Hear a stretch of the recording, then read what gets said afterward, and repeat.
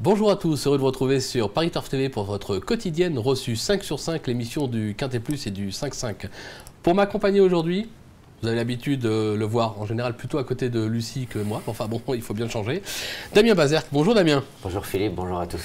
Alors, ce jeudi, direction l'hippodrome de Maison Lafitte, un 2000 mètres ligne droite, les paramètres changent un tout petit peu. Ouais, c'est un parcours qui est vraiment très particulier, comme vous le stipeliez avant l'émission. C'est vrai que c'est la plus longue ligne droite du monde avec celle de Newmarket. C'est pas évident de respirer, il faut vraiment que les chevaux respirent vraiment bien pendant tout le parcours parce que si vous êtes en apnée, vous allez finir à 20 km.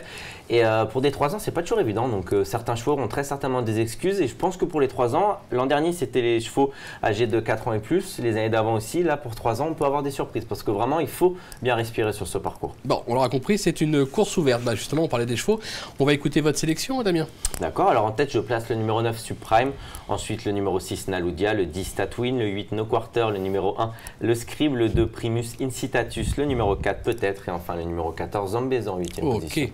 Avant de commencer sur votre favorite, je vais juste préciser qu'il y a une non partante, le numéro 12, Muyeva, qui est non partante de dernière minute. Mais on va attaquer l'émission avec ce numéro 9, Subprime. Jamais plus loin de 4e depuis ses débuts. Un premier handicap. C'est pas mal, bon seulement 3 parcours dans les jambes, mais faut s'en méfier. Oui, bien sûr. Pour tout vous avouer, moi je me souviens quand elle avait débuté gagner du côté de Clairefontaine, j'étais avec un de mes collègues de travail et on ne se serait jamais dit que 2 mois plus tard elle allait courir handicap à une valeur 37. Si vous m'auriez dit ça, je vous aurais dit elle est déclassée. Alors certes, la deuxième course n'est pas bonne. Ils avaient couru à 15 jours, alors peut-être que la jument n'avait pas récupéré, c'est possible parce que quand même elle s'était bien dépensée pour ses débuts. Ensuite, ils ont bien pris le temps de la laisser récupérer. Elle est quand même 3e de Orientier, un cheval d'André Fab qui a ensuite été vu groupe 3, bon 5e, mais bon qui n'a pas été ridicule. C'est clair. Je ne sais pas si vous avez vu cette course du côté de Longchamp, Philippe, mais son jockey PC Boudot n'a jamais été en mesure de lancer. La jument était dans le 2 leader comme ça. Comme ça, il n'a jamais pu avancer les mains, pas un coup de cravache, rien. C'est-à-dire quoi? C'est-à-dire qu'en Foucault, elle n'a pas pris dur. Et en plus de ça, si jamais elle a pu lancer, elle les aurait peut-être battu. Donc pour moi, cette jument-là est totalement déclassée. Je vous conseille vraiment de la jouer à la gagne parce que je la vois vraiment pas battue si elle fournit sa valeur à cette valeur 37. Pour moi, elle vaut beaucoup mieux qu'un quintet. Vous savez quoi, Damien? Vous m'avez convaincu. On va lui opposer le numéro 6, Naludia. Naludia, déjà 3 accessites à ce niveau. On a l'impression qu'elle cherche la course. Christophe Soumillon a été appelé en renfort. Il faut s'en méfier, non? Ouais, je pense que c'est un amour de pouliche qui fait toutes ses courses. Je pense que beaucoup d'entraîneurs aimeraient bien l'avoir. C'est pas évident de faire ce qu'elle fait parce qu'à chaque fois elle fait sa valeur. Le dernier coup, ils l'ont monté un petit peu plus près. Ça a été bénéfique. Elle a pour elle d'avoir du métier. Elle est habituée à prendre des coups dans les quintets parce qu'on sait très bien que c'est des courses qui sont un petit peu compliquées. Henri Alex Pantal, la court de façon espacée, il s'en sert très bien. Alors après, savoir si elle va gagner ou pas, je sais pas. Maintenant, je pense que dans les 5 premiers, c'est vraiment une base en béton dans cette épreuve. Surtout qu'elle sait finir ses courses et avec une arrivée au 3e poteau, je pense que ça va être un gros avantage. Mais je pense qu'ils vont la monter un peu plus près. C'est clair. En 3e position, le numéro 10, Tatooine, qui vient de s'illustrer à ce niveau, 5e du prix du Nabob. Donc sur sa lancée, logique de le garder. Oui, c'était pas mal. Le dernier coup, c'était déjà Stéphane Pasquier. Logique, c'est un Yarkos. Le dernier coup, le cheval n'a pas pu être vraiment lancé au bon moment. Une fois que Stéphane Pasquier l'a lancé, il est revenu finir sans qu'il soit non plus trop méchant, très intelligemment d'ailleurs. C'était sa 4e course, je crois. Son premier quintet, 5e. Je pense que logiquement le cheval a dû accuser des progrès là-dessus. C'est l'entraînement de Pascal Barry.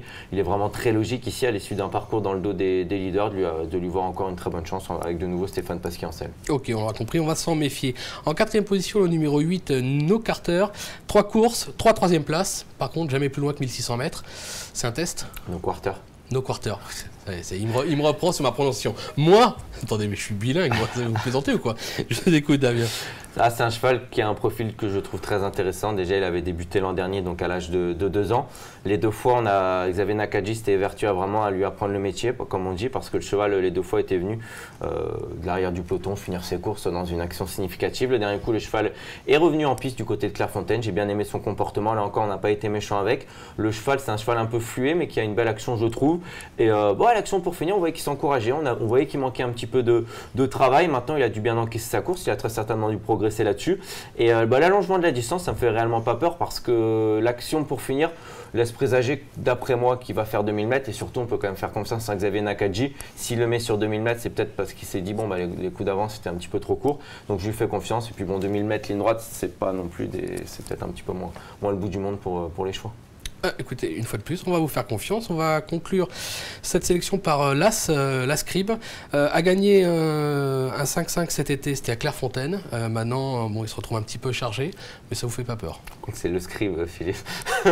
Le Scribe comme ceux qui écrivaient à l'époque. C'est vrai, c'est le Scribe? Ouais, c'est le Scribe. J'étais persuadé que c'était la Scribe. C'est vrai, comme ceux qui écrivaient dans l'Antiquité, les scribes. Ah, vous êtes plus vieux que moi, c'est pour ça. Ah, ouais, c'est évident. J'aurai bientôt les cheveux gris, vous pensez? Bah, je vous le souhaite, hein, parce que vous avez vu un peu mon profil? Ah, vous êtes radieux. Un peu moins radieux que la présentatrice de la semaine dernière, mais c'est pas mal. Non, pour en revenir à nos moutons, le Scribe a gagné son quintet, le dernier coup, 6e à cran, une piste un petit peu particulière, un quintet un petit peu particulier, mais c'est un élément qui a quand même pour lui d'avoir plus de métier que les autres. Sans parler de victoire là encore, c'est un cheval qui peut totalement être pris en base jugé sur son métier, sur ce qu'il a fait de mieux, je pense. Ouais, bon, pour une petite place, on l'aura compris, mais pas pour la gagne. Non. C'est le moment de s'occuper de la minute terrain. Alors, bon, ça va parler d'un cheval, le numéro 13, Gorman. Vous ne l'avez pas dans votre sélection. Manu Rivron a été à la rencontre d'Adrien Foissier. Il nous parle justement des chances de ce cheval et on y reviendra juste après la minute terrain. On l'écoute. Alors Adrien, vous montez Gorman dans le quintet de jeudi à Maison Lafitte. Gorman reste sur une 3e place à Saint-Malo. Oui, voilà, il était sur des 800 mètres, voilà, quoi. C'est un cheval qui est aux alentours de 18-2000, voilà, qui est vraiment compétitif. On l'avait essayé sur 2004, mais c'était beaucoup trop long. Là, voilà, il y a juste le point d'interrogation, c'est que c'est ligne droite, voilà. Désormais, il ne tire plus, par contre.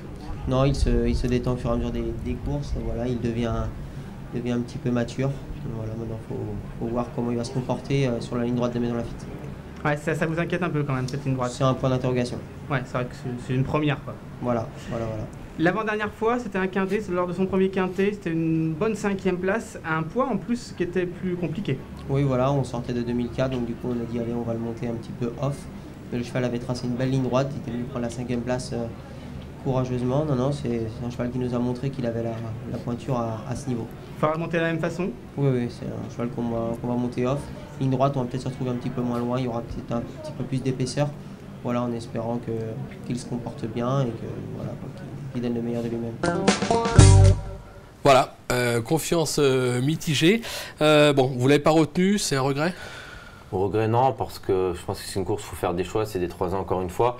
La découverte du tracé rectiligne, apparemment, c'est vrai que ça laisse vraiment l'air de lui faire peur parce qu'il ne semblait pas non plus si confiant que ça par rapport au tracé rectiligne. C'est ce qui m'a fait aussi ne pas retenir un élément qui est beaucoup cité, hein, c'est le Navarro, le numéro 11. Un cheval un petit peu bouillant, qu'on voit un petit peu brillant. J'ai peur qu'il respire mal dans cette épreuve et qu'il n'aille tout simplement pas au poteau. Maintenant, encore une fois, c'est des 3 ans, on n'est jamais sûr de rien non plus. Bon, bah écoutez, on verra bien. Quoi qu'il en soit, beaucoup d'infos durant cette émission. Damien, je vous remercie. Merci. Je vous donne rendez-vous demain. Ça sera Alexandre de Kopman à ma place et Benjamin Isol à la vôtre. Enfin, un professionnel. Merci à vous tous. Bon jeu et à très vite sur Paris Turf TV. Au revoir. Merci, au revoir.